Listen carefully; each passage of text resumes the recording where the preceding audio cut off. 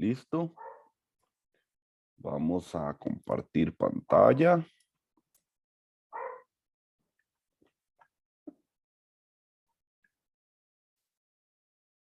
Listo, pueden ver la pantalla. Deberían ver una hoja blanca de Paint. Sí. Ok, perfecto. Entonces, si tienen papel y lápiz, les recomendaría apuntar. O si por lo menos no les gusta apuntar en clase, solo poner atención, poner mucha atención. Entonces voy a dibujar una configuración muy divertida.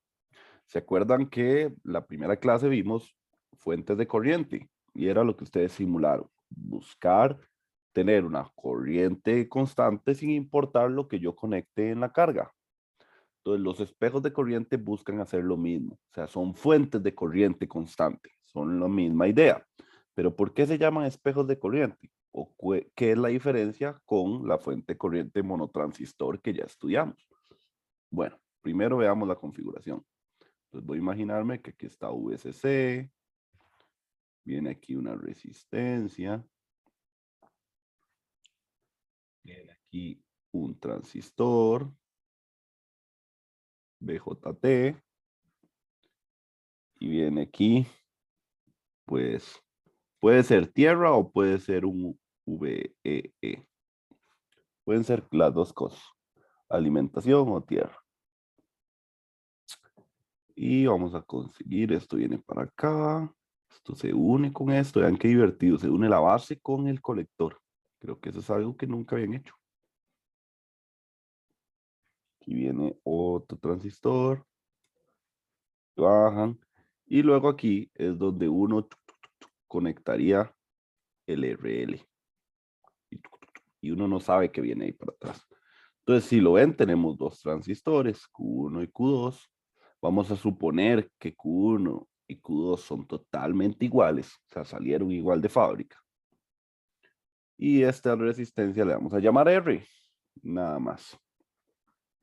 Entonces, pongan atención aquí, que decir que los dos transistores son iguales es lo mismo decir que sus betas son iguales.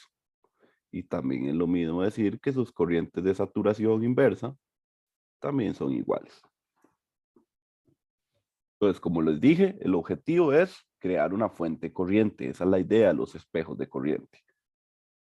Entonces, vean lo que voy a analizar. Voy a decir, ok, vean que este nodo es el mismo nodo de la base, ¿lo ven? Porque al final están unidos por un cable. O sea que este punto de aquí es exactamente el mismo punto que este. Entonces, la corriente que fluye por aquí, vamos a llamar I1, y la corriente que fluye por el transistor le vamos a llamar IC1. Y la corriente que viene aquí hacia la base, le vamos a llamar la IB de base. Y pues si a este transistor es igual, aquí también entra una I base. Aún no sabemos, esta es I de base 1 y esta es I de base 2. Pongan atención a esto. Vean que en esta configuración, pues la corriente I1 sería igual al VCC. Voy a aterrizar aquí solo como para que sea más fácil. Puede ser VEE, ¿verdad? O tierra. Ponerlo así para que. Tierra. Que sepan que ahí puede ir tierra o otra alimentación negativa. Entonces, I1 sería VCC menos la tensión que está en este nodo, que le voy a llamar VX esta vez.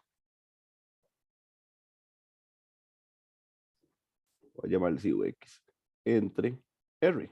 Esa sería la corriente que fluye por aquí, por esta resistencia. Ahora, vean qué curioso esto. ¿Qué corriente creen ustedes que viene por aquí?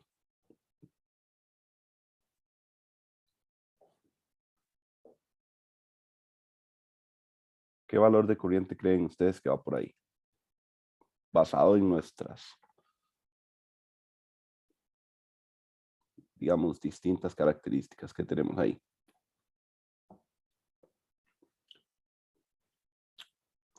Bueno, la corriente que iría por este rojo sería la suma de esta corriente más esta corriente, ¿cierto? Simples circuitos 1. Y luego noten qué vacilón esto. ¿Cuál es la tensión que hay de este punto, el famoso Vx, a tierra? ¿Qué tensión tenemos ahí? De aquí a tierra. ¿Qué tensión hay? Bueno, si lo calculan, si lo ven desde este lado, tendríamos VBE1, ¿cierto? De la tierra, ¿lo ven? A este nodo, Vx, tendríamos VBE1. Pero si hiciéramos lo mismo por este lado, o sea, de la Tierra a este mismo nodo, pero por este otro lado tendríamos VBE2. Entonces, ¿qué es lo interesante de esto? Que si VBE1, que es de Tierra a este nodo, y VBE2 es de Tierra a este nodo, que es el mismo nodo, significa que tanto VBE1 como VBE2 son iguales. Es decir, tengo activados los dos transistores de la misma manera. Recordando la ecuación de Shockley, la corriente, digamos, de colector va a ser I sub 0, E a la VBE entre VT. Entonces, si los dos transistores tienen la misma X y los dos transistores tienen la misma IO, la misma corriente de saturación inversa, significa que ambos transistores tienen exactamente la misma corriente de colector. Es decir, que IC1 es exactamente igual a IC2, basándonos en la ecuación de Shockley. Esto sería IC. ¿Lo ven? Tienen el mismo X, tienen el mismo VT y tienen el mismo I sub 0, porque dijimos que los dos transistores son iguales. Significa que la corriente que pasa por IC1 es la misma corriente que pasa por IC2. Ok. ¿Y cuánto valía IC1? Valía esto de aquí. Ok, genial. Entonces, significa que si yo eligiera esa, ¿cómo se llama? Resistencia y la alimentación, yo prácticamente que tendría el valor que yo escogiera de la corriente, que pasa por IC1. Ahora, esto vale I1. ¿Cuánto vale IC1? ¿Es la misma corriente que I1? Bueno, si hacemos una suma de corrientes, nos damos cuenta que I1 debería ser igual a la corriente esta roja que yo dibujé, que sería 2 veces la corriente base, y vean que ya no distingo entre corriente base 1 y corriente base 2, porque si IC1 es igual a IC2 y aparte tienen el mismo beta, las dos corrientes de base son exactamente iguales. Entonces sería que la corriente I1 es igual a 2 veces la corriente de base más la corriente IC1. Ahora, ¿quién era la corriente IC1? Bueno, la corriente IC1 es corriente base más beta veces la corriente base, ¿cierto? De transistores. Si alguien se pierde, me lo dice. Eso quiere decir que si yo saco factor común aquí, corriente I1 va a ser igual a 2 más beta y B.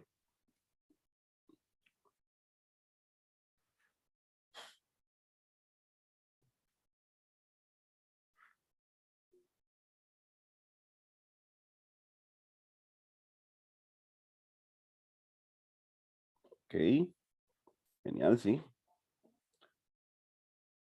Ahora,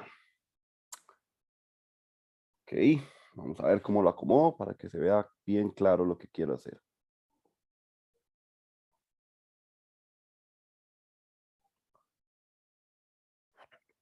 Ok, listo. Entonces, si esta es la corriente I1, y si vemos de este lado, la corriente que llamaríamos I2 es exactamente la misma corriente que IC2. Y IC2 es lo mismo que beta IB, que sería la que entra aquí. Vean que ya no le pongo IB1 y IB2 porque como tenían la misma VBE y la misma corriente de saturación y el mismo beta, son la misma corriente base. Esa es la idea de los espejos de corriente. Entonces nosotros sabemos que IC2 es igual a beta IB también. Ahora, IC2 es lo mismo que I2, que es la corriente que viene por toda esta malla, ¿verdad? Porque es la misma corriente que pasa por aquí el transistor. Aquí no es la misma, porque aquí hay un pequeño, pues, cable que conecta eso, entonces de ahí salió estas dos IB. Pero en este caso nosotros suponemos, bajo lo que siempre hemos planteado, que esta corriente es la misma. Entonces, si yo dividiera I1 entre I2, sería dividir 2 más beta IB entre beta IB, ¿cierto? Cancelo los IB e I1 sobre I2 sería igual a 2 más beta sobre beta. Que si hago esto un poquito más, esto sería I1 sobre I2 es igual a 2 sobre beta más 1.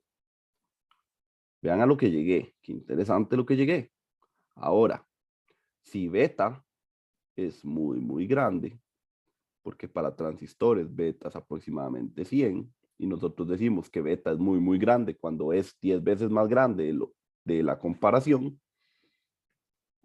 En este caso, la comparación es con 2. Beta es mucho más grande que 2, porque beta es aproximadamente 100.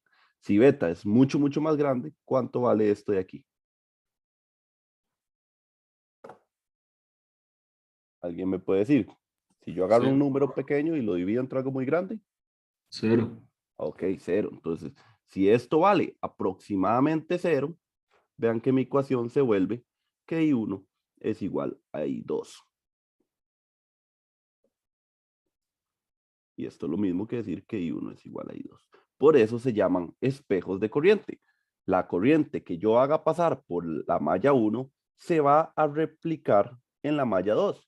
La malla 1 está establecida que su valor dependa de esta resistencia, de la alimentación y finalmente pues de la tensión base emisor entre R e I2, yo le conectaría lo que fuera y le pasaría esta misma corriente bajo el análisis que yo acabo de hacer. Eso es un espejo de corriente. Es un circuito que es capaz de copiar la corriente de otro lado. ¿Y de qué me sirve eso? De lo mismo que hablamos la vez pasada, para hacer fuentes de corriente constante.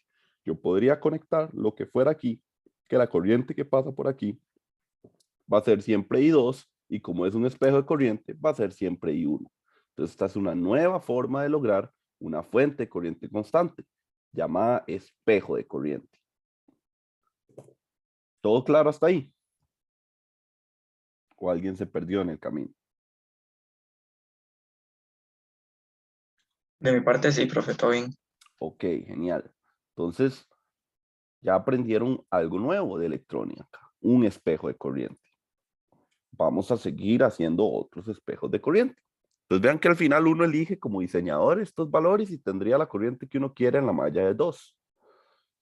Otra de las características que tienen los espejos de corriente es que voy a borrar un poquito por aquí.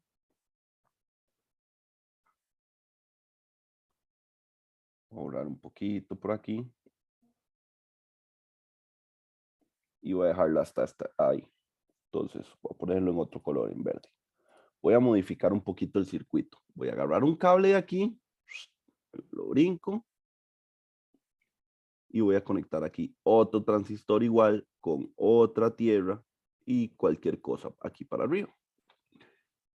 Si volviéramos a hacer exactamente el mismo análisis que acabo de hacer para este espejo de corriente, pero ahora con este cable extra, todo daría exactamente igual. La única diferencia es que I1 sería 3IB más IC. Esa sería la única diferencia que cambiaría en todo mi análisis, agregar esto, porque ahora hay otra corriente base, que si todos los transistores son iguales y vean que todos están con la misma tensión base emisor y tienen el mismo beta, todas esas corrientes de base todas son iguales. Entonces la ecuación volvería a ser esta. Que si volvemos a hacer, ya sea que aquí baje I3, I1 sobre I3 me daría 3 sobre beta más 1. Y finalmente esto sería despreciable. Y una vez más, I1 sobre I3 sería igual a 1. Y si hiciéramos lo mismo para I2, llegaríamos al mismo idea con I2. Llegaríamos a lo mismo. Entonces, ¿qué moraleja tengo esto? Bueno, que los espejos de corriente podemos hacer cuantos espejos yo desee. Nada más necesito conectar otra malla igual a esta. O sea, aquí yo bien podría agarrar esto aquí y conectar otra malla así, con otro transistor y aquí conectar lo que sea, que la corriente que fluye por aquí es la misma que fluye por aquí, es la misma que fluye por aquí y finalmente la misma que fluye por acá. Esto es lo interesante de los espejos de corriente. Puedo hacer cuantos espejos yo desee y poner distintas cargas sin importar la carga que yo estoy poniendo, voy a tener siempre la misma corriente. ¿Queda claro con eso? Por eso a esto se le Profe, llama espejos múltiples. Dígame. disculpe, ¿y esto nada más funciona si a un transistor se le conecta la base al colector o sea, siempre hay que conectar uno así o... Ajá, siempre tiene que haber uno que sea el que todos quieren copiar, que es este, el que está conectado de esta manera. Vea que este truco de aquí es el que hizo que pudiéramos duplicar la corriente aquí realmente. Si no conectáramos este cable, no podríamos asegurar que las corrientes sean iguales, porque entonces no podríamos asegurar que aquí entran dos corrientes de base y pues las cosas cambian un poco. ¿Está bien? Ah, ok. Sí, me queda claro. Gracias. Buenísimo. Entonces vean que yo podría seguir conectando múltiples espejos. ¿A cuántos espejos podría yo conectar? 20, 30, 100, 1.000.000. ¿Cuántos podría yo conectar? Bueno, la idea es que vean que entre más espejos yo conecte, este número se va haciendo más grande. Entonces, si este número de aquí en algún punto ya no es despreciable con respecto a beta, por ejemplo, 50 espejos, serían 50 entre 100 más 1. Esto sería un medio más 1. Es decir, ya no tendríamos, esto sería 3 medios. Entonces vean que haciendo una relación de 1 a I50, digamos, vean que ya no está sucediendo que esta relación sea 1. Entonces, siempre se cumple mientras el número de espejos sea despreciable con respecto al beta. Que si no, ya no podríamos despreciar ese término que está ahí y ya los espejos no me daría, la relación entre corrientes ya no me daría 1. Entonces, ese es un truco importante que vale la pena eh, analizar de los espejos. Ahorita vamos a ver espejos de corriente en acción. Entonces, esa era la idea. Ahora sí, ya analizamos el espejo de corriente número 1. Analizamos el espejo corriente número 2, que era el espejo múltiple, y vamos a analizar un tercer espejo de corriente. El circuito cambia un poco. Voy a borrar todo. Listo, ya. Listo. Ok, entonces ahora este otro espejo de corrientes se le conoce como una fuente de corriente de Widlar y se construye así. Aquí está VCC, viene una resistencia igual que el otro, viene el transistor, viene aquí a tierra, este igual se conecta de esta manera. Y la diferencia de la fuente Widlar es que tiene una resistencia aquí abajo, que normalmente le ponemos RE. Y aquí, igual que la otra, podría uno conectar lo que fuera. Entonces, si vemos este que se llama fuente de Widlar, es de cierta manera un espejo de corriente. La única característica es que en vez de duplicar la corriente I1, en I2 me hace una corriente I1 reducida. Es decir, que si aquí pasaran 50 miliamperes, por decir un número, por aquí pueden pasar la corriente que yo desee que sea menor a 50 miliamperes. Ese es el efecto de esta resistencia, reducir esa corriente que no sea igual a I1, pero que sea, puede ser un múltiplo o relacionada a esta I1. Que si esta I1 cambia, esta I2 cambia. Si esta I1 no cambia, esta I2 no cambia, pero ya no son el mismo valor. Ahora, ¿cómo sería ese diseño?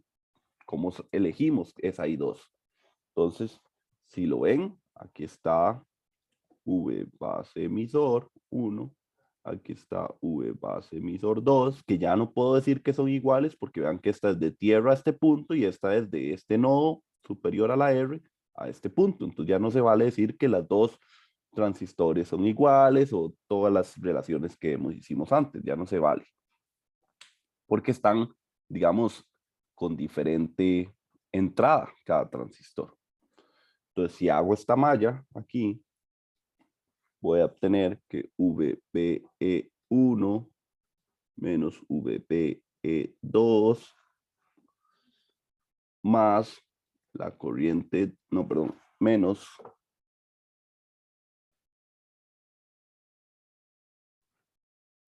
la corriente I2, que es la que fluye por aquí, por R igual a 0. ¿Pudieron ver esta malla? Recuerden, aquí está el más, aquí está el menos, aquí está el más, aquí está el menos.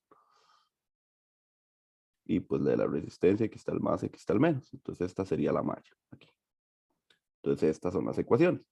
Si yo despejo estas ecuaciones, me va a dar que VBE1 es igual a VBE2 menos I2 por R. Y recordando la ecuación de Shockley, una vez más, porque en este primer tema, la ecuación de Shockley es como la Santa Biblia. Entonces tenemos que la corriente del colector va a ser igual a la corriente de saturación inversa por E a la VPE entre VT, que si esto es la corriente 1, este es VB1, y si despejo esto o le doy vuelta, me doy cuenta que VBE1 va a ser igual a VT logaritmo de IC1 entre I sub 0. Nada más le di vuelta a esto, ¿verdad? Despejé el VB1. Y ahora esto lo incluyo aquí y hago este mismo truco, pero para la corriente 2.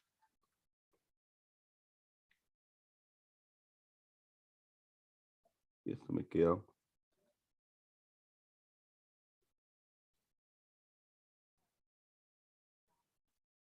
Ok. Corriente V2, incluyo esta ecuación y esta ecuación en esta ecuación.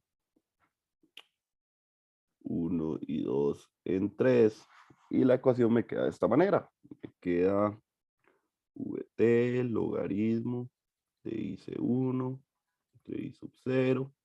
Y sería igual a VT logaritmo de IC2 de I sub 0 menos IC2, que es lo mismo que I2, ¿verdad? La misma corriente que fluye por todo esto, por R. Y aquí voy a despejar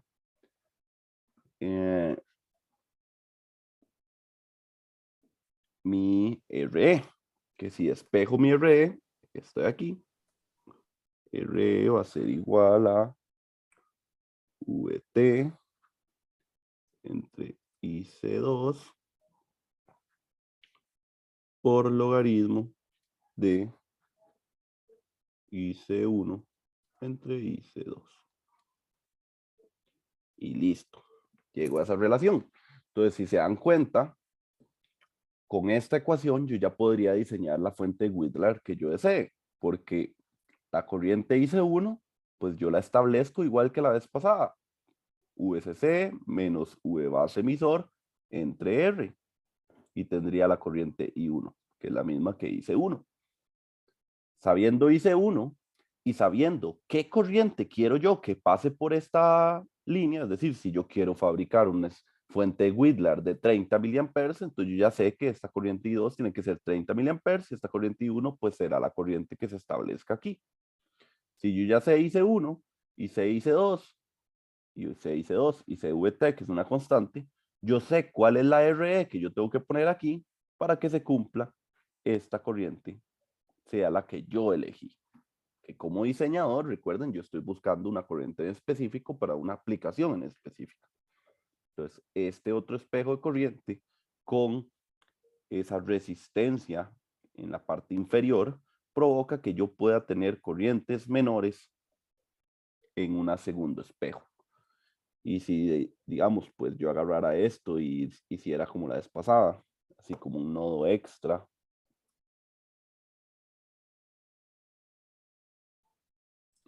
Pusiera un nodo extra, un momento, y pusiera otra resistencia aquí, una RE2, y pues yo también podría poner aquí una corriente IC3, digamos, que fuera basada en esta misma ecuación, pero pues dependiente de esa corriente I1. O sea, se podrían hacer espejos múltiples de Whittler también. Ahora sí, dígame cuál era su pregunta. Lo que quedaría dentro del logaritmo no sería IC2 entre IC1.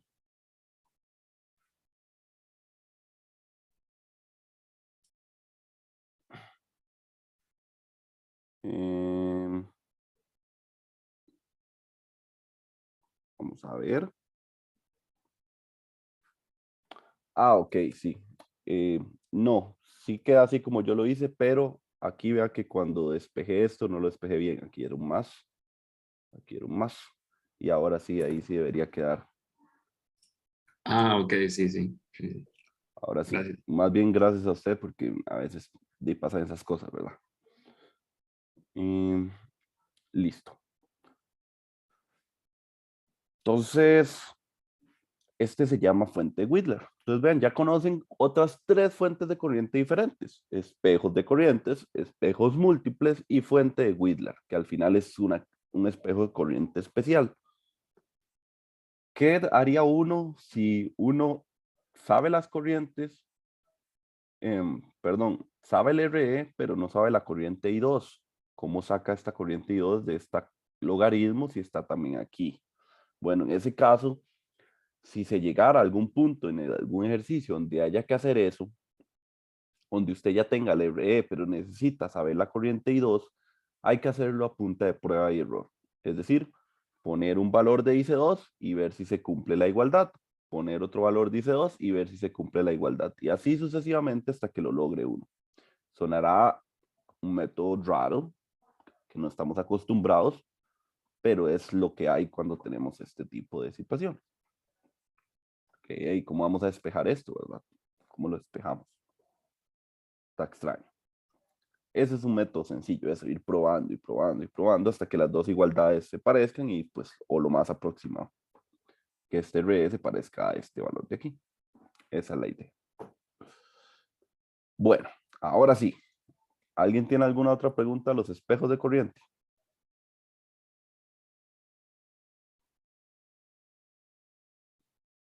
Listo. Entonces ahora ya conocen espejos de corriente, entonces ahora los vamos a utilizar de vez en cuando o los vamos a ver en circuitos, que también es importante aprender a reconocer topologías. Entonces, volviendo ahora sí a la clase, vamos a continuar donde habíamos quedado la vez pasada. Entonces, recordando la vez pasada, nosotros analizamos una etapa diferencial de un amplificador operacional en DC. Y lo que nosotros queríamos en DC es que si las dos entradas en DC eran 0 volts, nosotros queríamos una salida de 0 volts. Si no teníamos una salida de 0 volts, habría que corregirlo porque eso va a modificar las cualidades de mi amplificador. Y pues si uno tiene un amplificador que depende de dos entradas y es lineal, uno quiere que las salidas sean proporcional a las entradas. Entonces, si hay un offset, ¿verdad? Si le llamamos a esa tensión de desviación, si hay un offset, esa linealidad no se cumple, ¿verdad? Porque tenemos un offset que sale de la nada, que sale simplemente porque los elementos no son simétricos. Entonces, una vez que ya logramos ese objetivo, corregimos el offset, volvemos a tener 0 cuando utilizamos tensiones en DC, estamos listos para ir a la pequeña señal. Recuerden, igual que cuando estaban en electrónica 1, uno hacía un análisis en DC para encontrar los puntos de operación. ¿Qué eran los puntos de operación de los transistores o los diodos? La corriente. Si uno conocía la corriente que pasan por los transistores en DC, esos son los famosos puntos de operación. Y sabiendo los puntos de operación, uno puede ir al modelo a baja señal y ver qué se va a amplificar o qué no. Esa es la idea.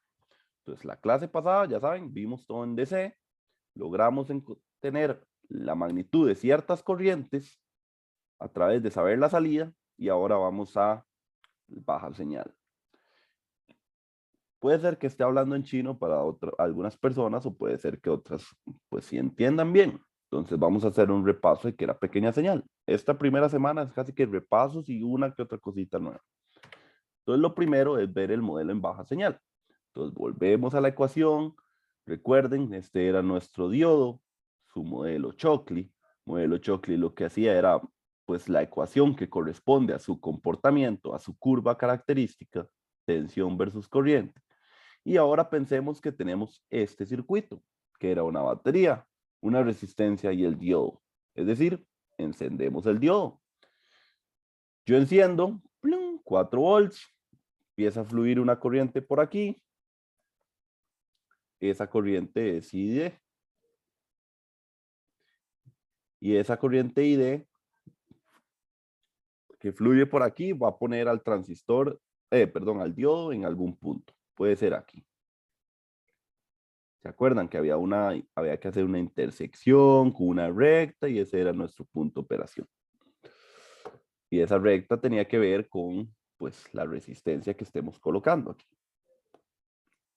Ahora, todo simple, diciendo, el diodo se enciende, está trabajando en ese punto. Ahora, ¿qué pasa si yo hago este otro circuito? Es decir, tengo la fuente para polarizar el diodo, ponerlo aquí, y luego yo le pongo esta señal de aquí, estos 15 milivolts seno omega t. O sea, esta es una señal que vean, es una señal de muy baja potencia, y aparte es una señal de corriente alterna. O sea, es algo diferente a ser constante. ¿Qué pasa cuando yo pongo esto aquí? Que esa corriente del diodo se va a mover por aquí o por aquí, por aquí y por aquí. Ya va a estar subiendo y bajando. Es decir, ese punto nos vamos a estar moviendo alrededor de ese punto de operación. ¿Qué hubiera pasado si yo no pongo esta fuente? Yo estoy en este punto, enciendo con 15 milivolts, 15 milivolts es como por aquí, no habría nada de corriente en el diodo no se polariza, no obtendría nada. Pero al tenerlo yo polarizado, está encendido, y yo le hago pasar una señal, esa señal va a pasar y además va a oscilar en este punto, que es lo que yo deseo con el modelo en baja señal. Poder transmitir una señal a través de mi elemento no lineal. Para lograrlo, tengo que polarizarlo primero. ¿Qué era el modelo en baja señal? Bueno, el modelo en baja señal es un modelo reducido en el cual el LED ya no le interesa esto, porque ya esto nos llevó a este punto. Ahora, perdón, dije el LED, pero era el diodo. Ya en baja señal, al diodo no le interesa esto, porque él ya está trabajando aquí. Ahora nos interesa saber cómo esto lo afecta, cómo esto se mueve para acá, para allá.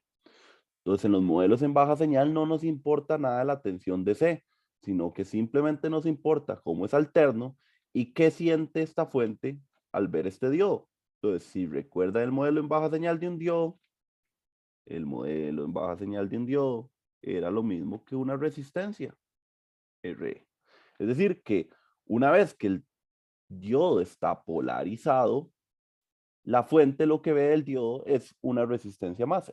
Esta fuente no se da cuenta que esto es un diodo, solo la hace ver como, o sea, solo siente que tuviera una pequeña resistencia ahí.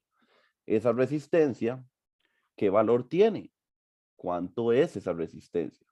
Bueno, esa resistencia va a depender del punto de operación en el que yo esté trabajando y va a depender pues del material del diodo. Esa era la idea de pequeña señal. ¿Cómo ve la señal alterna al elemento no lineal una vez que éste está polarizado? Sabiendo eso, podríamos exportar el modelo en baja señal a transistores, los cuales también tienen su modelo en baja señal y no es tan simple como el del diodo, que simplemente era una resistencia.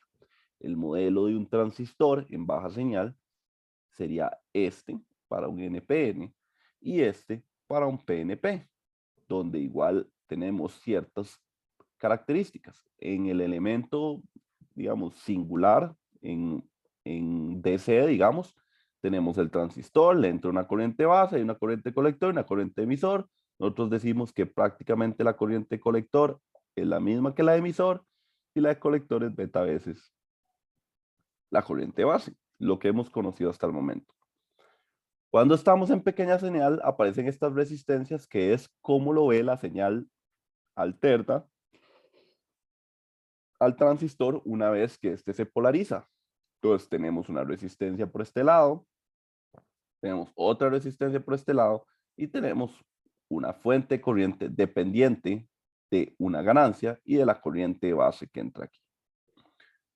Entonces, ¿cómo calcularía uno esta resistencia? ¿Cuánto vale esta resistencia? ¿Cuánto vale HFE? ¿Cuánto vale 1 sobre HOE? Bueno, eso va a depender del punto de operación, igual que en el diodo. Dependiendo de la corriente colector que uno tenga en DC, así van a ser las características del transistor en pequeña señal. Nota importante. Vean que aquí le estoy poniendo que esto es IC con mayúscula y vean que aquí está IC con minúscula. No es que se me olvidó y lo puse uno con mayúscula y otro con minúscula. Es para que se den cuenta que las corrientes en DC no son iguales a las corrientes en baja señal, que sería así más bien. Para que no se confundan, ¿verdad? Jamás alguien, si conocemos esta corriente que puede ser 1 miliamperio, jamás ese 1 miliamperio lo vamos a usar aquí en el baja señal. ¿Para qué vamos a usar este 1 miliamperio? Para calcular estos parámetros del modelo. Solo para eso lo vamos a hacer. Nunca, y aquí lo repito muchas veces, nunca confundan la corriente en DC con la corriente en baja señal. Por eso le puse minúsculas y mayúsculas. Ahora, volviendo, ya sabemos que estas variables dependen del punto de operación. ¿Cuánto dependen? ¿2 veces el punto de operación? ¿3 veces el punto de operación? ¿Cuánto? Bueno, aquí les resumí las ecuaciones para que sepan que esta resistencia, digamos, de la base es VT entre la corriente de base de operación. O lo mismo que decir beta por VT por la corriente que pasa por el transistor. Fácil, simplemente. Entonces ya ven por qué primero siempre hacemos un análisis en DC para encontrar los puntos de operación. Una vez que uno tiene los puntos de operación, puede ir al modelo en baja señal a ver qué tanto amplifica o cómo se comporta ese transistor ante las señales. Así se calcula el HIE. Luego, ¿cómo se calcula el HFE? El HFE es lo mismo que el beta del transistor. O sea, no hay que calcular nada, nada más saber el beta, utilizarlo ahí. Y finalmente, esta 1 sobre HOE. ¿De dónde sale esta resistencia? Bueno, hay algo. Vamos a recordar más del pasado. Vean que aún por más que intentamos avanzar, siempre hay que estar recordando cosas del pasado. Esta resistencia nace de algo que se llama el efecto Early. Se los menciono por si lo ven en la literatura, no digan, el profe no me enseñó eso. ¿Qué es eso? Bueno, el efecto Early es que, si recuerdan las curvas de un transistor, VCE, y este era, vamos a ver, VCE, y aquí era la corriente IC. Ok, entonces si recuerdan las curvas del transistor, las clásicas, eran como algo así. Eran como algo así.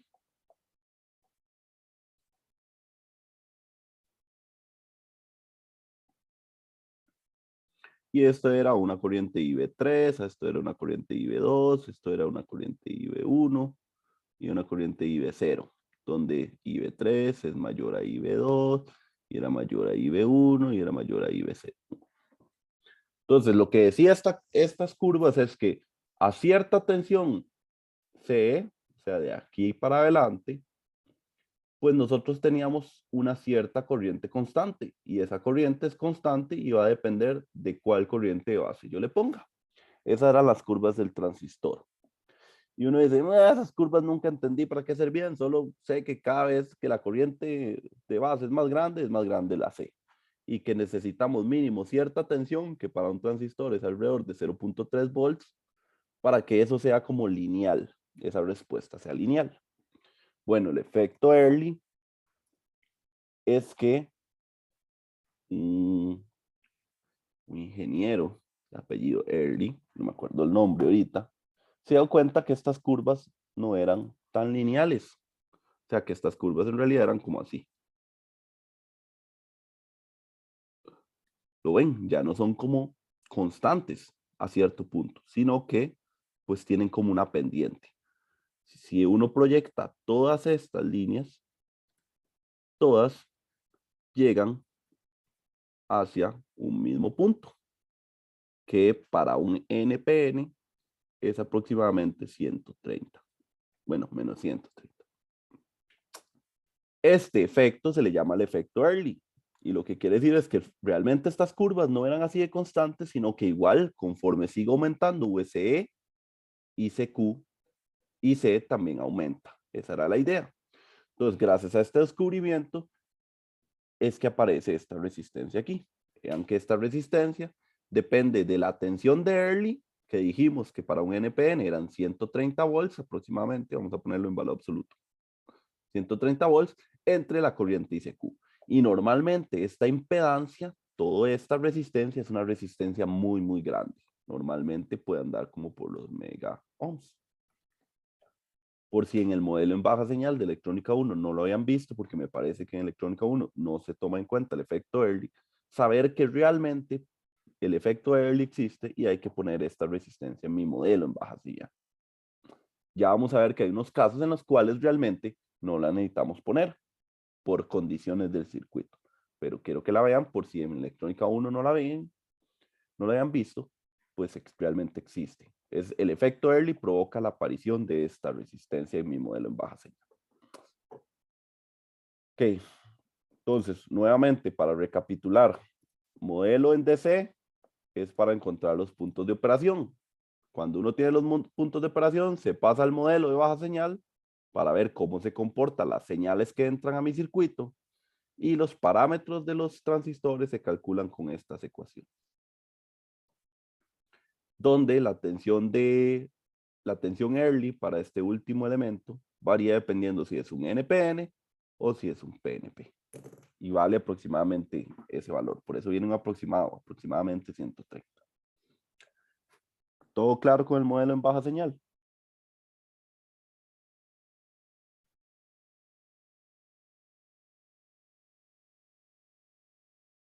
Sí, profe. Okay. Profe, solo una consulta. ¿Esa tensión de Early varía solo si es NPN o PNP o también depende del material del transistor? No, vamos, para nosotros va a simplemente ser NPN o PNP. ¿Ok? Perfecto. Para nosotros. ¿Está bien? Listo. Entonces, ya que sabemos eso, vamos ahora sí. Ya hicimos un repaso de qué era pequeña señal. Ya vimos para qué sirve. Sirve primero el análisis de C para encontrar los puntos de operación y el análisis en pequeña señal para encontrar cómo se comporta ese circuito ante una señal. Que si estamos hablando de amplificadores, pues es prácticamente cómo amplificar. Eso es lo que quiere decir el modelo en pequeña señal o baja señal, como sea, lo mismo. Ahí estaban las gráficas del efecto Early para que pues quede claro que realmente el efecto Early existe y vean cómo modificó la ecuación clásica de IC es igual a beta por IB. El hecho que aparezca este término aquí hace que la ecuación cambie. Si ese término, si esa tensión de Early no existiera, se cumple que IC es igual a beta por IB. Pero ya les dije, lo único que nos importa el efecto Early es que aparece esa otra impedancia en el modelo en baja señal. Aquí nada más les cuento un poquito más para que no se pierdan tanto. Por si lo ven en la literatura, que sí aparece. Ok, entonces ahora sí, vamos a analizar el amplificador diferencial que ya habíamos analizado, pero lo vamos a analizar en pequeña señal. Este es mi circuito. Ustedes en la tarea ya vieron cómo se hacían las fuentes de corriente, eligiendo R1 y R2. Entonces, vamos a suponer que la corriente que fluye por aquí, o sea, esta fuente de corriente era de ICQ3 era igual a 1 miliampere. Ok. Luego, vamos a suponer que este sistema V1 es igual a V2. Entonces, si Q1 es igual a Q2, la corriente que pasa por aquí sería I1. Y sería exacta, como los dos transistores son iguales, estas dos resistencias son iguales y las dos entradas son iguales y las tensiones de base están conectadas al mismo punto, entonces I1 y I2 son iguales por un tema de simetría. La corriente viene aquí y se encuentra frente a dos cosas iguales. ¿Qué haría la corriente? De partirse a la mitad y aquí volverse a unir. Eso es lo que va a suceder. Entonces, como todo este bloque es igual a este bloque, podemos asumir que esa corriente I1 es igual a I2.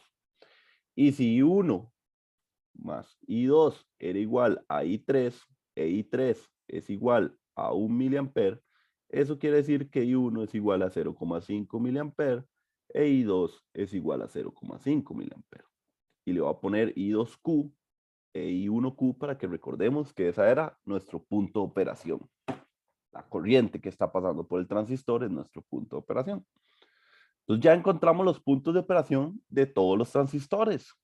Buenísimo. Entonces ahora lo que queda es que, como ya sabemos los puntos de operación, vamos a irnos al modelo en baja señal.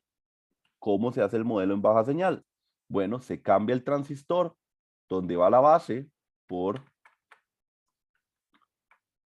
de esta parte de aquí, donde va el colector por esta parte de aquí, y donde está el emisor, aquí abajo, por lo que va hacia aquí abajo. Entonces nada más reemplazar el transistor y ponerlo así. Además de apagar todas las fuentes en DC, porque como les dije, en baja señal, ya como está encendido el transistor, ya el DC no me interesa, solo me interesa ver cómo ve las señales frente a los elementos no lineales.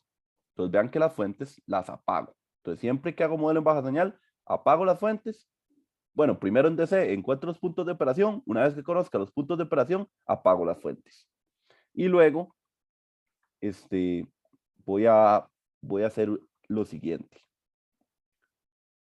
Voy a separar el circuito para que se vea como más fácil. Vean que aquí está tierra, aquí está tierra. Entonces lo que voy a hacer es poner dos tierras ahí arriba. Vean que es la misma tierra. Todo esto está conectado a tierra y esta R2 está conectada a tierra también. Entonces lo que voy a hacer es ponerle a cada uno su propia tierra. Si esta resistencia está tierra, esta R1 también está tierra y están unidas por este nodo, significa que R1 y R2 están en paralelo. No queda de otra, tienen los dos mismos puntos. Este punto para R, este punto para este otro R, del otro lado del R tiene tierra y el otro lado del R tiene tierra, es decir, está en paralelo. Entonces yo aquí las uno en paralelo en esta resistencia. ¿Para qué? Que sea más sencillo analizar. Y separé estas otras tierras en tierras distintas. ¿Para qué? Para que sea más sencillo analizar, nada más, pura visualización. Voy a seguir haciendo cambios raros que en realidad no están modificando el circuito, sino la forma en que lo vemos. Este aquí. Lo único que hice fue, ok, estos puntos, como estas resistencias están aquí a tierra, las voy a poner viendo para abajo. Es lo único que hice, ¿ven? De la parte del colector Q1 está VO más y está 10K. De la parte del colector Q1 está VO2 más, VO más y la resistencia. Y del otro lado está igual, de Q2 está VO menos y la resistencia, y luego la resistencia tierra. O sea, no he cambiado el circuito, solo estoy cambiando la forma en que lo veo. O sea, estoy ordenando las cosas. Ahora cuando tengo ordenado de esta manera, ahora sí, hago el modelo en baja señal. Cambio los transistores por su modelo en baja señal, que quedaría de esta manera. Y ahí lo marqué en azul para que vean que lo único que hice fue cambiar el transistor por el modelo en baja señal. Para todos los transistores que tenemos. Para este de aquí, vean donde iba a entrar aquí a la base de este transistor, R está en el emisor, véanlo, R está aquí en el emisor, y del colector viene la malla arriba, del colector viene la malla arriba. Todos me siguen hasta ahí con el circuito.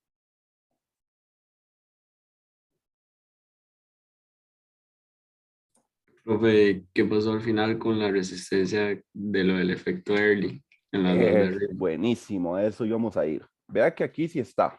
¿Lo ve? Aquí sí está la resistencia al efecto Early. Pero ¿por qué aquí no la puse? Bueno, recuerden que el circuito realmente es un modelo. Esta resistencia debería ser así. Y yo sé que en este modelo no se ve, ¿verdad?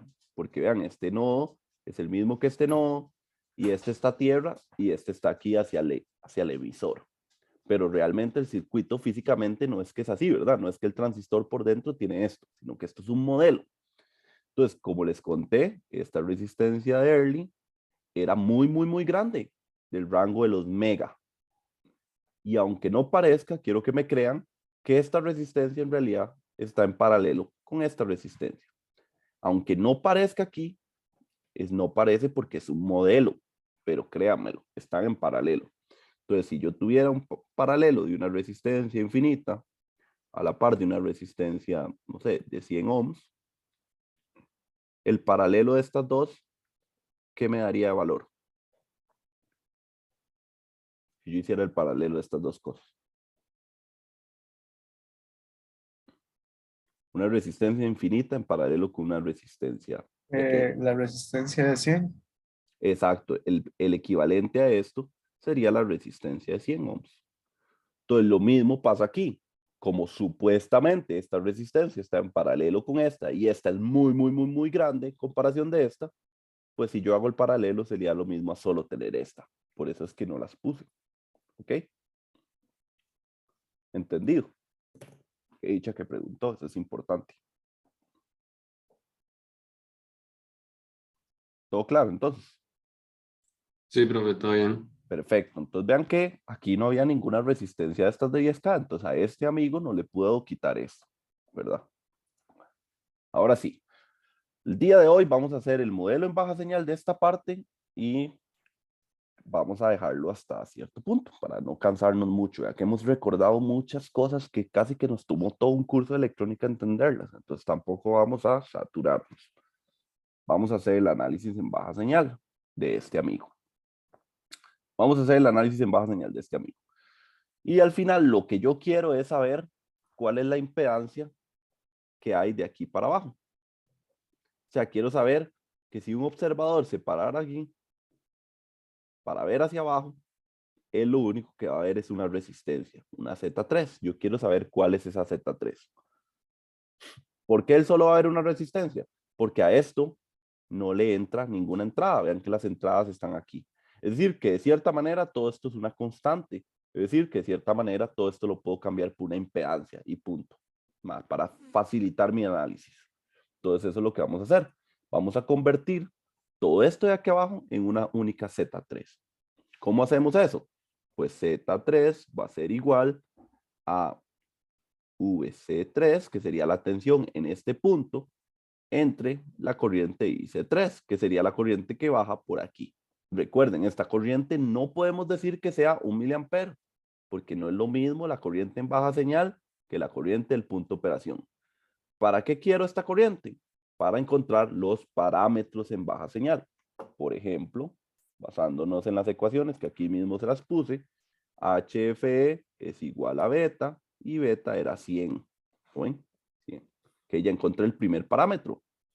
El segundo parámetro sería HUO, que sería la corriente del punto de operación, que era 1 miliampere, entre la tensión de Early, que como es un NPN de 130. Es decir, esto es, HOE vamos a sacar la calculadora. De hecho, si alguien tiene la calculadora a mano y me quiere ayudar, sería súper bienvenido. Si no, pues entonces nada más esperamos un toque. Profe, Dígame. 7.692 por 10 a la menos 6. Por 10 a la menos 6. Ujú. Listo. Vean que esto es HOE y esta resistencia es 1 sobre HOE. Entonces, 1 sobre HOE 3 sería igual a 1 sobre 7,692 por 10 a las menos 6. Es decir, que esa resistencia realmente lo que vale es 130 kilo ohms. ¿Lo ven? Es una resistencia muy, muy grande. Vamos a ver si lo hice bien. Sí, me parece. 130 kilo ohms. ¿Lo ven? Es una resistencia muy, muy grande. Y ahora solo nos falta calcular esta HIE3, que sería esta impedancia aquí. Que eso es beta por VT entre ICQ. A temperatura ambiente hemos dicho que VT valía 25 milivolts. Entonces sería 100 por 25 milivolts entre 1 miliampere. Lo cual sería lo mismo decir 100 por 25 prácticamente. Serían 2500 ohms. Esa es el valor de esta resistencia. Ahora sí, ya tenemos todos los parámetros de baja señal. Y ahora lo único que queda es hacer mallas y nodos.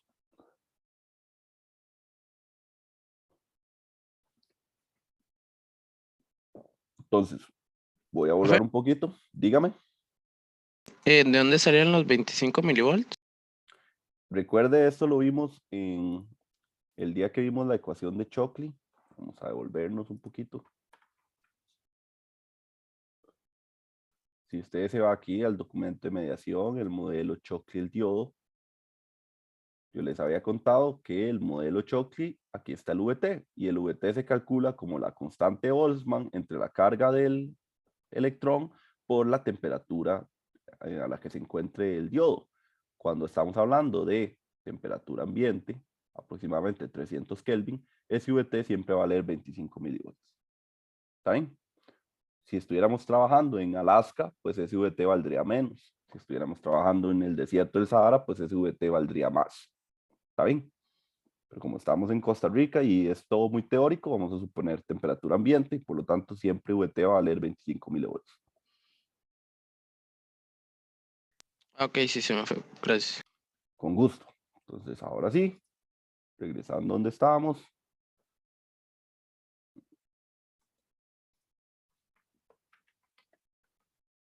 Estamos ahí. Mi modelo en baja señal. Entonces, ya tenemos los parámetros y ya lo acomodamos de la manera más sencilla. Entonces, ahora lo que queda es tirar unas cuantas ecuaciones. Por ejemplo, lo que sabemos o lo que queremos es Z3. Que lo que queremos es que sea VC3 entre IC3. Eso es lo que andamos buscando. Vean que yo no ando buscando conocer la corriente o ando buscando conocer esa tensión, sino que ando buscando conocer Z3. Entonces, lo más sencillo sería encontrar una función de IC3 que dependa de VC3 o una función de VC3 que dependa de IC3 para nada más cancelar. Como es una relación, eso es lo que quiero. Entonces, vean lo que vamos a hacer. Vamos a hacer varios toques aquí. El primero de ellos es decir, ok, ¿cuánto es VC3? Ok, entonces, vean aquí. Aquí viene IC3, por aquí, viene IC3. Aquí se parte por HF3 e IB3. Por aquí vuelve a ir IC3, porque vean, si la corriente viene por aquí, se parte una parte por aquí, otra parte por aquí, y aquí se vuelve a unir, aquí sigue yendo IC3, y aquí va I beta 3. Es decir, I beta 3 viene por aquí. Si yo acomodo esto de una manera diferente para poderlo ver mejor, es lo mismo que decir, aquí viene IC3, se va para una resistencia aquí, se va para otra resistencia aquí, y aquí está la Tierra. O sea, esta misma parte aquí es esto que yo acabo de dibujar, nada más que viéndolo de una manera más sencilla. Donde para acá yo dije que viene IB3 y la resistencia que pasa por ahí, o la corriente que pasa por ahí, pues realmente no me interesa, nada más sé que es otra corriente. Ahora, teniendo esto aquí, este es el RTH y aquí está el RE. Entonces, ¿cuánto vale esta corriente IB3 en términos de esta IC3? Entonces, lo más sencillo sería hacer una división de corriente. Por ejemplo, si recuerdan una división de corriente, vamos a ponerlo así. Menos IB3 tiene que ser igual a la resistencia por la que no está pasando la corriente entre la suma de las resistencias por la corriente total. Ese era un divisor de corriente. ¿Ok? ¿Por qué le puse este menos aquí? Porque según la fórmula de divisor de corriente, la corriente debería ir hacia acá abajo, la que estamos dividiendo. Ya sea esta, que le llame IX, y esta que baja por aquí. Pero como IB3 va en dirección contraria a IX, por eso le pongo ese menos. ¿Claro hasta ahí?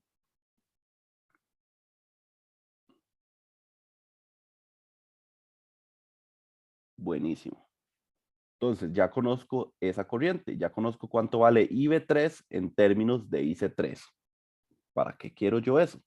Bueno, porque entonces si me voy desde este otro lado, vean que esta tensión, o más bien esta corriente aquí, IC3, sería igual a HFE IB3 más la corriente que pasa por aquí, que le voy a llamar ID. Voy a llamarle ID. Más ID. Si yo despejo ID, me va a dar HF IB3 menos IC3, ¿verdad? Nada más le di vuelta. ¿Y IB3 cuánto valía? Bueno, ya lo había encontrado hace un rato. Que IB3 era igual a RE entre RTH más RE por IC. 3 y un menos, porque ahí había un menos por ahí antes, ¿de acuerdo?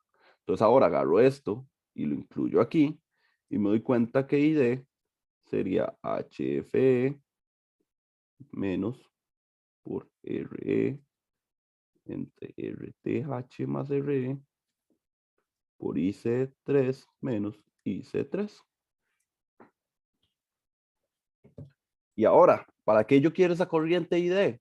Porque ahora que yo conozco 1 más HOE, vean que VC3, que es la tensión de aquí hasta tierra, es lo mismo a esta tensión más esta tensión. ¿Lo ven? La tensión que hay de tierra a este punto y de este punto, la tensión que hay a este otro punto, es exactamente VC3. Es decir, VC3 sería esta de aquí, esta tensión de aquí, más esta tensión de aquí, que sería ID por 1 sobre HOE, sería la tensión que hay aquí, y la tensión que hay aquí sería, volviendo a nuestro modelo de hace un rato, que era algo así. Aquí estaba RE, aquí estaba RTH. Yo necesito saber cuál es la tensión que hay aquí, es decir, puedo hacer el paralelo de estos dos y este modelo me quedaría así. RE paralelo RT y la corriente total que fluiría por aquí sería IC3. Es decir, que VC3 sería ID por HO más RE paralelo RT por IC3. ¿Y ID cuánto era? Todo esto de aquí. Es decir, que al final VC3 sería igual a, voy a sacar aquí factor común, ese IC3, voy a hacer un poquito de magia aquí, y esto me va a dar, al final, vean, nada más es meter esta ecuación aquí y sacar a factor común el IC3. Entonces me da IC3, factor común de 1 sobre HOE por 1 más HFE por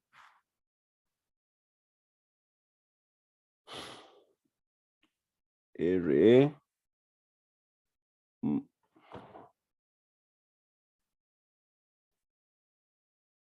más RTening más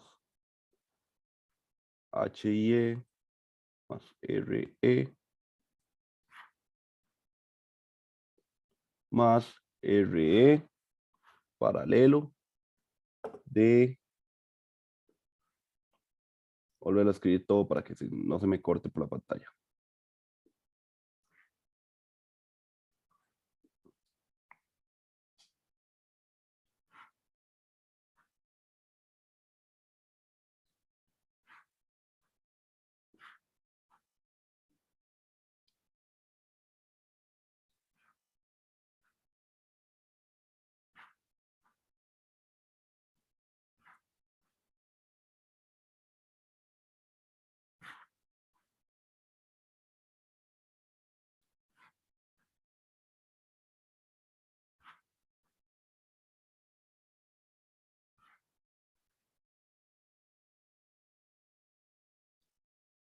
Y listo.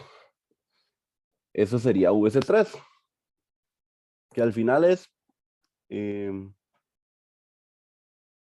nada más, aquí este SRT más HIE, se me fue ahí, que era la suma de esta y esta, para que esta malla tenga sentido. Por eso aquí sale ese HIE. Y ahora que yo tengo esto, vean que lo que siempre anduve buscando, recuerden cuál era la idea, era Z3. Z3 es lo mismo a VC3 entre IC3. Como puse la tensión en términos de la corriente, nada más tengo que cancelar esta corriente con esta de aquí. Y finalmente, si hago eso, esto sería Z3 es igual a VC3 entre IC3. Eso sería igual a 1 sobre HOE por 1 más JFE por RE sobre RE más HIE3 más RT más RE paralelo de HIE3 más RT. Y listo. Esta sería esa impedancia a la fuente. Que pues si calculo ese valor, es un valor realmente grande. A esta resistencia se le llama, o a esta impedancia, mejor dicho, se le llama impedancia de la fuente de corriente. Esa es, porque es realmente lo que va a ver el circuito al ver esa fuente en baja señal. Porque como no tiene entradas, el circuito en baja señal lo va a ver como si fuera algo constante. Entonces por eso lo puedo cambiar por una impedancia. Recuerden, todo en modelos.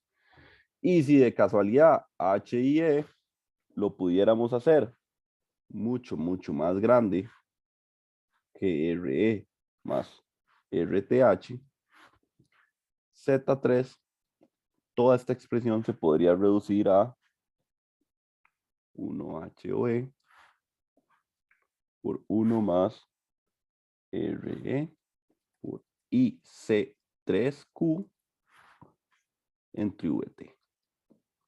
Que sería pues nada más tomar en cuenta que HOE es ICQ entre VA y así, hacer unos cambiecillos con las variables, suponiendo esto.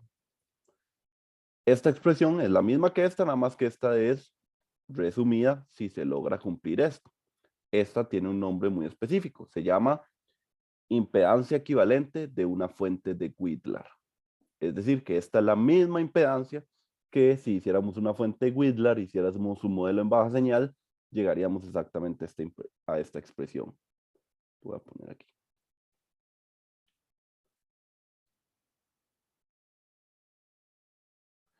Entonces, ¿cuál es la idea de decirles eso? Que pues que era una fuente de corriente monotransistor, su impedancia es muy similar a una fuente de Widlar si tomamos en cuenta esta relación. ¿Tienen alguna pregunta?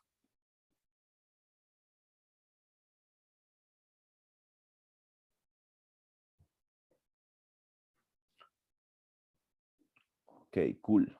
Entonces, ahora que sabemos esto, nuestro circuito lo podemos cambiar de la siguiente manera. Vamos a la clase 4. Podríamos tener este circuito y ¡turum! reducirlo a esto, donde tenemos una impedancia únicamente. Eso es lo que yo quería lograr al hacer primero la impedancia, el equivalente de la fuente de corriente. Tener un circuito que ahora sí es más fácil de analizar, porque aquí, que es donde están las entradas, que es cuando se me va a complicar todo en baja señal, ya no tener que preocuparme por esto de aquí abajo. El circuito lo único que hace es que vuelva a ir para abajo, así tuviera este mosquero de aquí, o tuviera esta impedancia, al circuito le da igual, porque él lo que le importa es que esto equivale como ser una impedancia muy grande. Y listo. ¿Para qué quiere la etapa diferencial tener una impedancia muy grande ahí abajo? Bueno, eso lo vamos a ver en la siguiente clase. Vamos a quedar hoy hasta aquí. ¿Está bien? ¿Tienen alguna pregunta? Profe, yo tengo una pregunta. Dígame. Bueno, no sé si se acuerda cuando hizo es que me imagino ya no se puede volver, ¿verdad? Depende cuánto tanto me tengo que volver. No, pero lo que apuntó aparte, digamos, con lo que va escribiendo. Ah, vamos a ver. Eso. Más para atrás. Vamos a ver. Yo creo que ya más para atrás no nos va a dar chance, pero dígame qué parte era. No, es que fue un despeje, cuando pasó el despejo de ida, creo que fue, Ok. que es que no lo vi, pero, o sea, lo que pasó al otro lado quedó como al revés, el menos que quedó, o sea, negativo, creo que era más bien positivo. A ver, la ID la utilicé para cuando dije la corriente que va por aquí. O no, cuando iba la corriente por aquí, ¿cierto? Ajá, creo que fue ahí. Y yo dije IC3 es igual a HF IB3 por ID más ID. Así. Ajá, y ahí solo era pasar que hice 3 menos HFE por Ajá, IB3. hice ID es igual a HF IB3 menos IC3. Y esto se le da Entonces, vuelta. no, ajá, entonces Ah, ok, usted lo sí. dejó. Ah, ok, sí. Sí, le di vuelta y luego, ¿sabe qué es? Que cuando integramos esta IB3, ¿se acuerda que esta IB3 yo les dije que era negativo? Entre.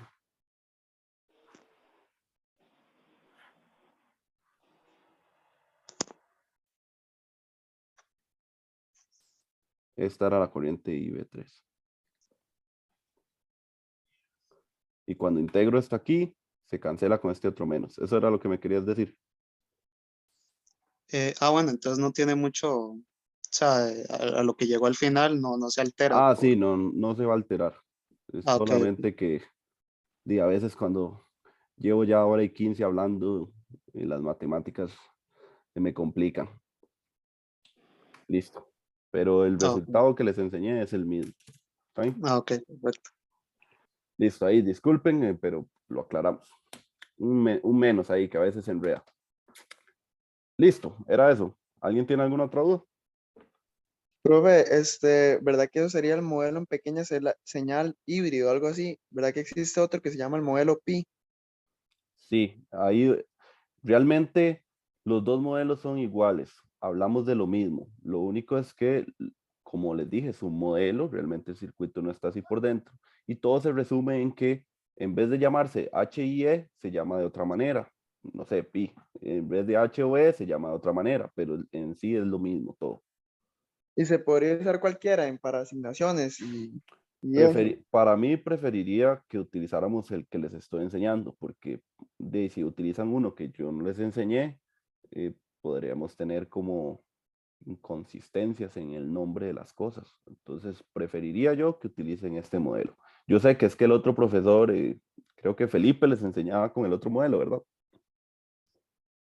No, no, era el otro, no, David. Ah, David, no, sí, pero es lo mismo. Los dos modelos son lo mismo. O sea, nada más es diferentes nombres, diferentes Ok, ok. simbología, digamos, pero es el mismo modelo.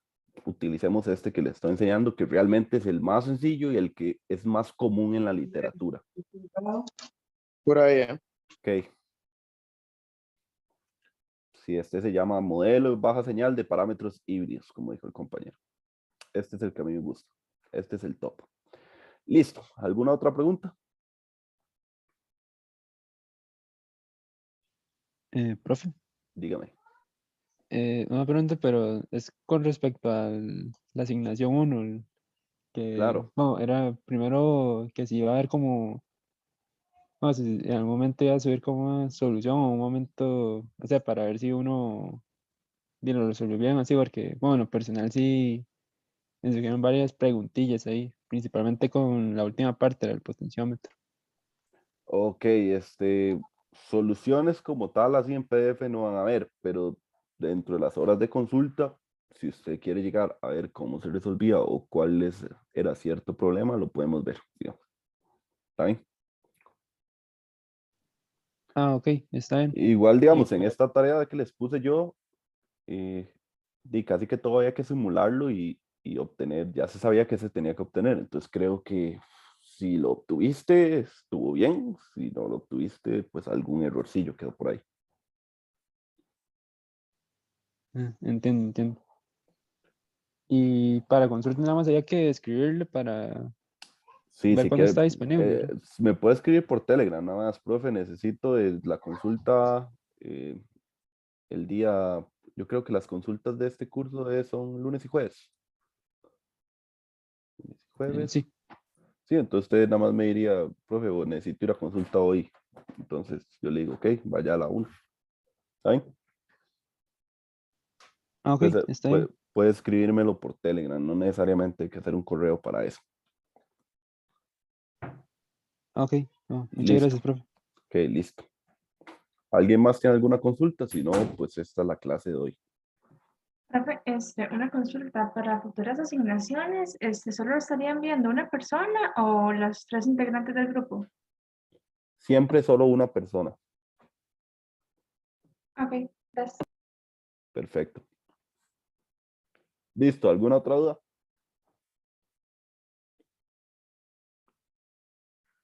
Genial, chicos. Entonces nos vemos mañana. Mañana continuamos con esta misma idea de pequeña señal, pero ya nos vamos a introducir en los transistores que sí trabajan en la amplificación, no la fuente corriente que solo nos estorbaba un poquillo.